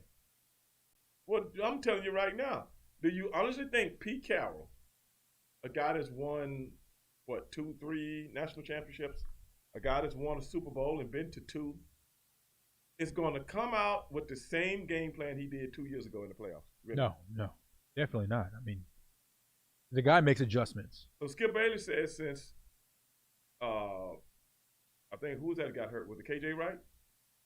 Hurt his knee? Or was it Achilles? Yep. And the starting safety, since those 2 are out, he brought that up. Mm-hmm. He thinks they have a fighting chance. 2 people. So football is about whether one guy's in the game, another guy's in the game. I mean, this is Little League now? Right, yeah. You got a star player, and once he's out, okay, well, we can win now. You still got Russell Wilson. You still got Pete Carroll. You still got Pete Carroll. Pete Carroll don't have no jokes backing up top guys. Mm-mm. He got top guys backing up. That's why you haven't seen their defense really falter very much since all those top guys are gone now. Mm-hmm. Every last one of them. All of them. Michael Bennett, gone. Was it the Legion of Doom, right? Legion of Boom. Legion of Boom. All of them gone. That defense still other than Bobby Wagner and KJ Wright, all those guys. Yeah, they got rid of Sherman. There was who was the other guy in the safety? Who was that? Cam Chancellor. Cam Chancellor. Yeah, he's gone. There we go. Producer knows what we're talking about. What did he say?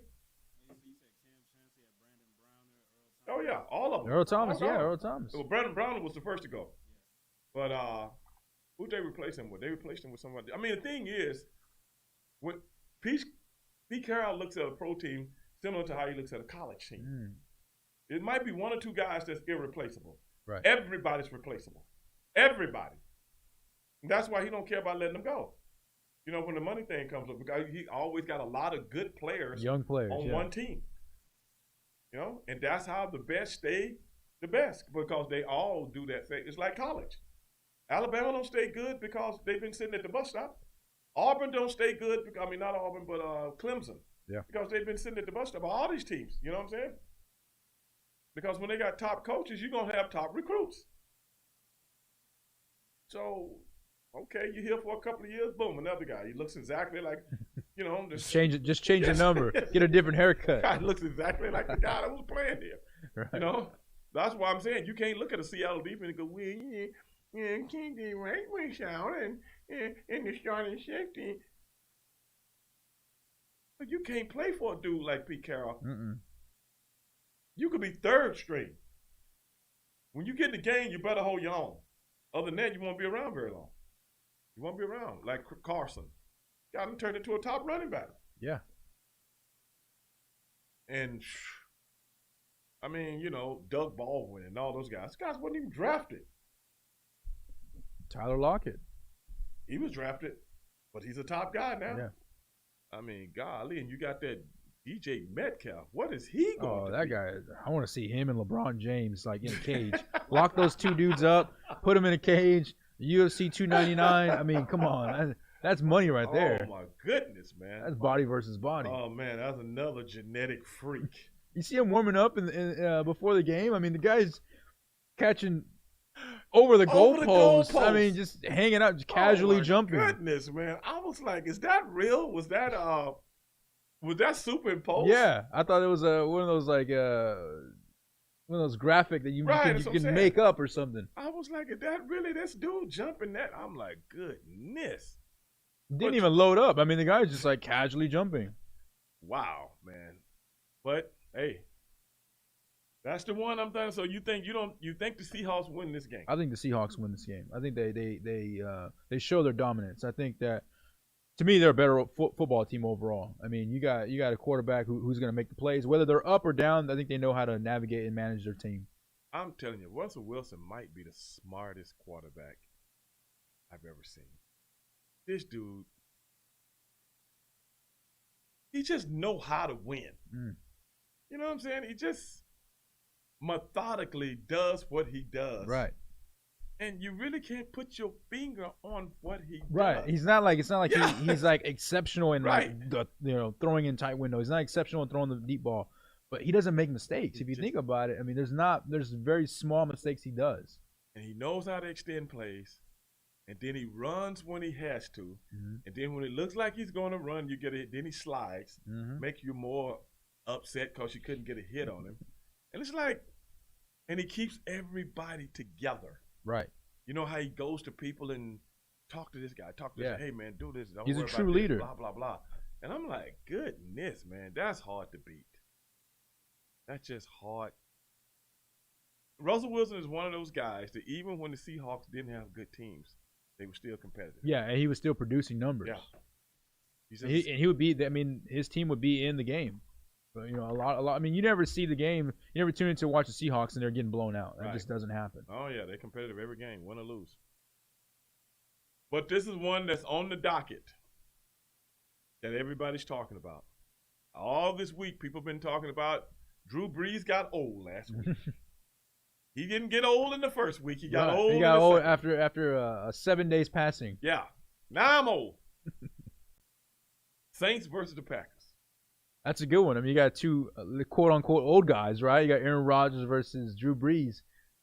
Michael Thomas is going to be out, it seems like. So I think they're going to rely the ball. They're going to run the ball heavily with Kamara and Latavius Murray. I think if the Saints can run the ball and stay committed to the running game, I think they beat the Green Bay Packers. But you got to realize something. The Green Bay Packers got a heck of a two-headed monster themselves. Aaron Jones. Yes. So, I don't know if this is going to be an interesting game. I think whoever dominates the time, going to be a different. Whoever dominates the time to me is going to win. Because I mean, the Packers, they have like you said, they have a really good running game. Aaron Jones can he's a workhorse. He can run the ball 30 times a game. Right. Same thing with Kamara. Right. So I think whoever has the ball more, it wins the game. And it's one of those games where Drew Brees can make a play, and so can Aaron Rodgers. Right. But did Drew Brees get old? No, I don't think so. I think he had. I mean, this guy's human. He has he off get weeks. old? He has an off week. I mean, give him some slack. I don't know, man. You think he got old?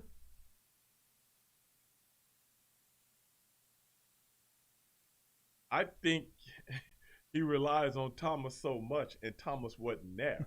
That's what I think. Yeah. That he panicked. Yeah, that could happen. Because they haven't had any offseason. I mean, no preseason, rather. Right. So I think it was kind of hard for him to mesh because, if you look at the game against Tampa Bay the first week, he missed a lot of stuff that game. He got a lot of stuff, but he missed a lot of stuff. So I think last week it kind of got to him. But young Derek is throwing the ball. Young Derek looked good the other night, man. But for the Las Vegas team, the team. Yeah, Derek Carr. Yeah. But check this one out, man. Cleveland versus Washington.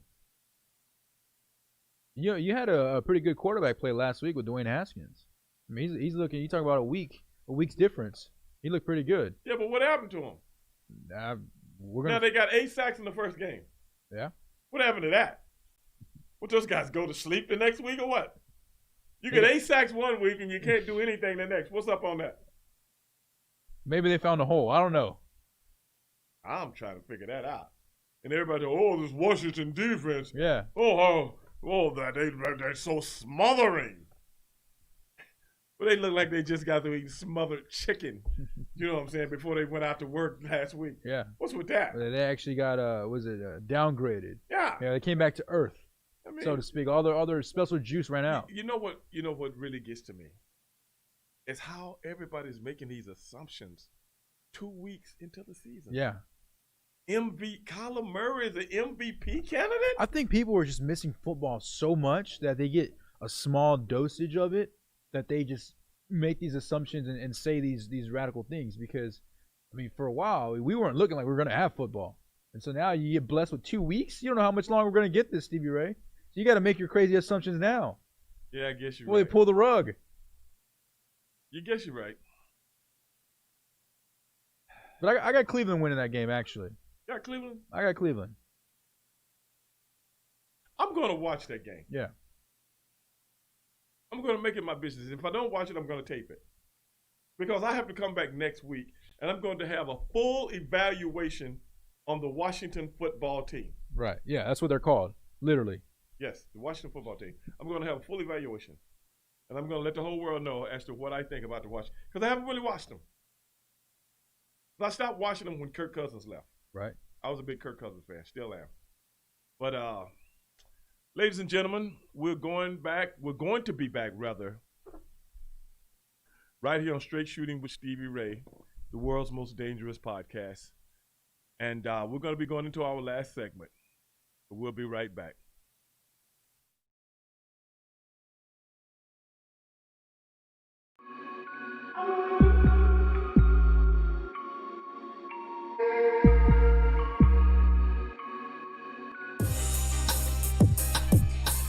Well, hello out there. Hey, my name is Dwayne Hines with Real Talk Real Estate, along with my sidekick, Damian Hughes. Hey, and we are the Double D's of real estate.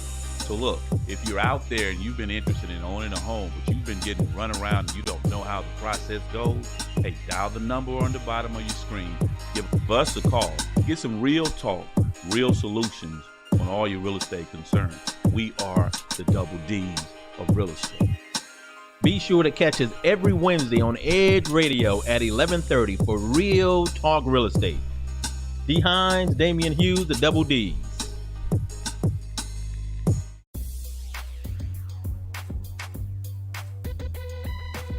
The Natural Nation Network is really about taking control of your health physically, spiritually, emotionally, even intellectually, because there's so much out there in misinformation. There's a lot of people now that are suffering from all sorts of diseases that they really wouldn't have to suffer for if they had better information. And that's what we're here to do. Provide information that can save lives. The mind and the body are totally connected. Health can be really serious, and sometimes we just have to lighten it up a little bit while we're still providing substantive information. And my sort of mantra on the salsa dance floor is kind of similar. I tell somebody, if you make a mistake twice, it becomes a move. Okay? Tune into Natural Nation every Tuesday at 11 a.m. 5, 4, 3, 2, 1, 0, ignition, liftoff. Don't push me because I'm close to the edge. I'm trying not to lose my head. Hey, this is the Talk About Unity show where I bring the talk. And I bring the unity. And together we talk about unity. Unity is what matters. Come on. And right now in our country, that's what we've got to do. So we do that here. Talk About Unity on the Edge Radio Network. Be with us every week. It's going to be awesome. It always is. And I tell you what, the more we seek first to understand, then be understood, we make progress. And we like to do that. And that's why everybody's on the brink. We love what we do at Edge Radio because everybody's on the edge. We bring them back from the edge and we bring the unity. So we're just glad. Edge Radio Network every Tuesday morning, 10 a.m. Talk About Unity because here at Edge Radio Network, truth still matters.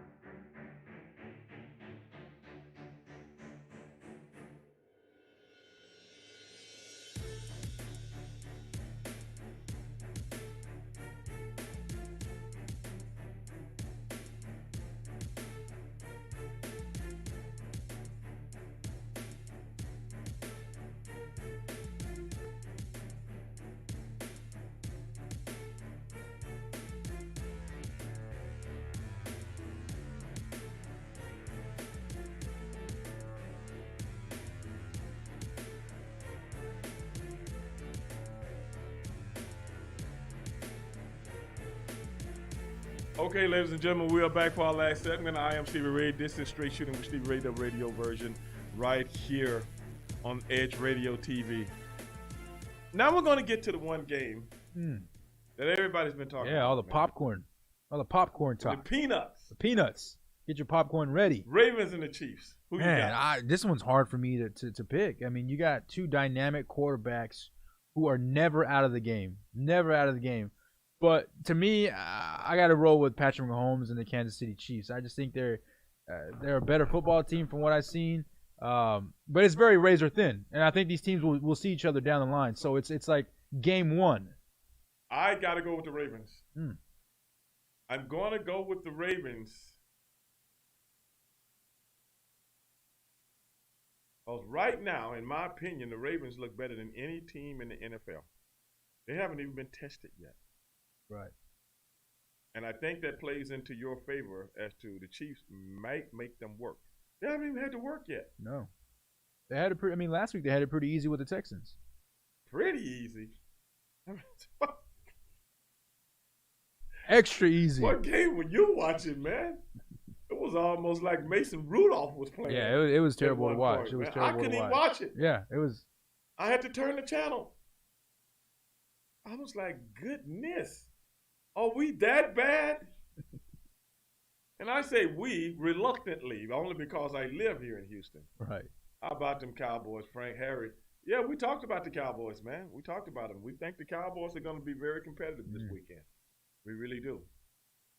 But I think the Ravens, because they haven't been tested,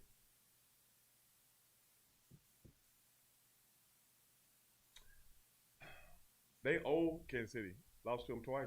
Yeah, I mean, they got that chip. They got that little brother chip on their shoulder, the Ravens do. Well, this is the thing that's getting me. I heard Skip Bayless say,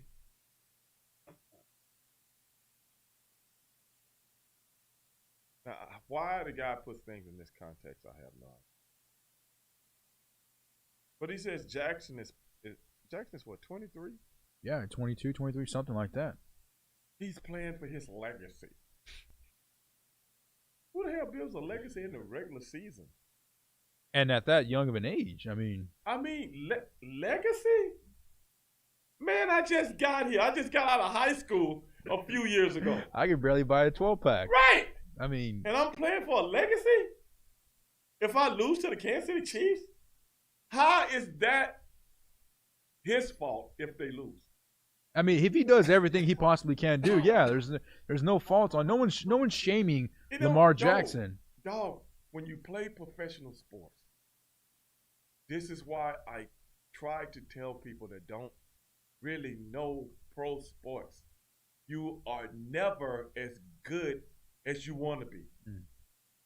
You are never as good as you want to be. You always want to get better. And I don't care if you're 50 years old. Right. I got to get better. I got to get better, and I got to keep learning. Every time we see people like that has that kind of mentality, they don't last long in professional sports. The hunger can't die. That is why you see a LeBron James playing at a high level. Right. It's a marathon, not a sprint. Right. That is why you see a Tom Brady playing at a high level. Because I might be slower, but my focus is better, which means I think faster. That means I react faster. Whereas when you're young, just your physical prowess can make up the difference. You see things that you couldn't see years ago. Right. So what do you think a 23-year-old guy, how much learning does he have? It's astronomical. And I heard Skip Bayless, this nincompoop, ninny, numbskull, any N word you want to call him as far as I'm concerned. Any of them that describes this man. Nitwit. Yes. I think it's very important because he's playing for his legacy because he said he didn't play very good in the playoff game last year. What player actually is thinking about yesterday? You ain't got time to think about yesterday. Even that, like, what player goes into the one game number 3, week 3, saying, oh, man, this is for my legacy. I got to win this one. Forget all the other games. Right. This game right here is for my legacy. No player thinks that. They're thinking about getting a win. Well, then they were talking about rivalry. Is this a rivalry? The only time it can, just like Shannon Sharp said, the only time it can be a rivalry is when we play in the playoffs. Right, for meaningful games. That is why you have certain teams like the Dallas Cowboys and the Washington Redskins. They will always meet when it meant something. And we played in the same division. The Pittsburgh Steelers and the Ravens. It always meant something. We kill each other during the season. Now we got to see each other in the playoffs. I'm keeping you from going to the Super Bowl. You trying to keep me from going. That is a rivalry. Right, yeah. Tom Brady going up against Peyton Manning in the playoffs. That is a rivalry. Because you want what I want. I don't want what you want in the regular season. You don't want to beat you. You want to beat me. But you ain't going nowhere. I ain't going nowhere. They number game 3. I'm 23 years old, man. I can barely buy a 6-pack. You think I'm thinking about a legacy? I just got here. I just got out of high school. Right, yeah. A few years ago. I'm serious. I think 18 to 23, that ain't but 5 years. I honestly think Lamar Jackson is thinking about getting the new PS5 more than he's thinking about his legacy. Let's be honest. I don't understand this dude, bro. This dude is senile. I'm convinced of it. This dude is senile. Lamar Jackson is thinking about his legacy at 23 years old. And I didn't start but half the season year before last. And I started last year in a new offense that they let me run. So I really just got a chance to learn it. Now I'm playing for my legacy. Do or die. Game 3. Week 3, sorry. You believe that? I think Skip Bayless should be given a 1-week ticket to Cleveland. And we should be seeing him walk. Right. The elephant walk. And not a round trip, just a one-way. Yeah, one way, because he ain't coming back. No. This man is a numbskull, bro. Just like when he was talking about Dak Prescott and the depression. Yeah, that he yeah. was going through. How insensitive is that? You're an idiot. You're a straight up punk. Right, yeah. I don't think he should be saying that because quarterback is the most important position in sports. You are a leader of men, and I don't think he should have came on and said. I think you should be evaluated for mental depression right now. And I'm not talking about. I think you should be in a straitjacket somewhere. Yeah, you know? I mean, and everybody like really picked him apart on social media, and he didn't even realize how stupid. How stupid it was. And then, but Dak Prescott's got so much support from multiple players, right? Different types of positions, offense, Brother. defense, whatever. I mean, for Skip Bayless to say that is just like you said, was it nincompoop? Nincompoop. I'm still trying to get over the death of my mother. My brother commits suicide. I got the pressure of all these things and still want to perform as a top athlete in the and one of the top teams in the NFL. Right. I mean, this team is with that. Right. And Skip Bayless, this walking ninny, comes out and say, I'm really not supporting that. I don't think he should have came out. And I know people are going to get all of it. You actually think you're trying to tell somebody something. You actually think you are edifying someone. Mm-hmm. He actually does. He actually think I'm saying some smart stuff right now. And then when the you know what hit the fan, I didn't let him talk the next day. What I was saying is if you are feeling any kind of mental depression, you should seek help. Mm-hmm. Then why aren't you seeking help? I mean, Sigmund Freud couldn't have helped this guy, man. This guy's almost gone. He's gone. I think he's a laughingstock, and he doesn't even know it. He's not respected by any athletes, and he honestly think he's getting over by being a natural contrarian. Mm-hmm. If you see what I'm saying. Right, yeah. He think that's his stick. If I'm a natural contrarian, it's gotten you this far, but now, you know what I hate? What's that? Let me tell you what I hate. When I listen to someone talk and they evaluate something, mm-hmm. and when they finish with their evaluation, I feel like the dumbest person on earth. Angel, I don't like feeling like the dumbest guy on earth. I don't like that, man. Angel, I pride myself on kind of knowing a little about a lot. Right. And I know I'm a good person when it comes to comprehension. I'm very good at it. I practiced on it for years to comprehend what I'm listening to and try to put it together in my head. Angel, I've worked on it for years. You know why? Because I told myself once, I'll never be the dumbest guy in the room. But when I get through listening to Skip Bayless, you know what I feel like? You feel like the dumbest guy in the room. I feel like the dumbest guy in the room. Do you know what that feels like? That's why I don't watch Skip Bayless. I don't want to feel like the dumbest guy in the room. So what I do when I see his Jordan sneakers and his fake gold chain or his that he bought from the little kid vending machine, I turn the channel. I turn it off. I'm a big fan of Shannon, though. Yeah, I like Shannon. Shannon keeps it real. Man, a lot of people just don't know, man. Not a good feeling. When I can listen to a man talk for 5 minutes and then I'm asking myself, what? What is this? What did he say? And the worst part about it is you can't call the guy out. You can't even have that dialogue with him because he's, I don't know, in Cleveland, wherever the hell he's at. He should be in Cleveland. I mean, that should be cruel and not unusual, but cruel and usual punishment. Right. Yeah, definitely. Sentence him to Cleveland. Ladies and gentlemen, we had another one. Frank said, how about them Cowboys, man? We talked about them. Hopefully the Cowboys have a good game. I want to see a good game. I want to see a good game, too. I think that one's on Sunday Night Football, right? And then the Ravens and the Chiefs are on Monday night. I think I think the Saints are on Sunday Night Football. Mm. And against the Packers. I Either think way. Dallas plays in the afternoon. 3:30, 3:25, something like that. And the Monday night game, who's the Monday night game? I want to say it's the Ravens and the Chiefs. Ravens and Chiefs is Monday. Yeah, that's right, Monday.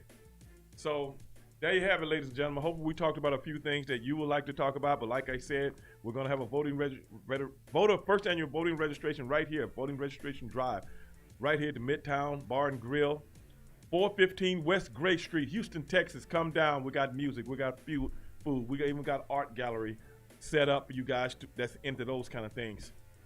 And any parting words before we go, brother? No, we want to see everybody out here at this voter registration. I mean, I think it's very important to get your voice heard, and that's the way that us as a society, us as a community can make a change. It starts with voting. That's right, brother. Start with voting. But I am Stevie Ray for my man, Angel Corona. This is Straight Shootin' with Stevie Ray, the radio version, and we are out. Peace.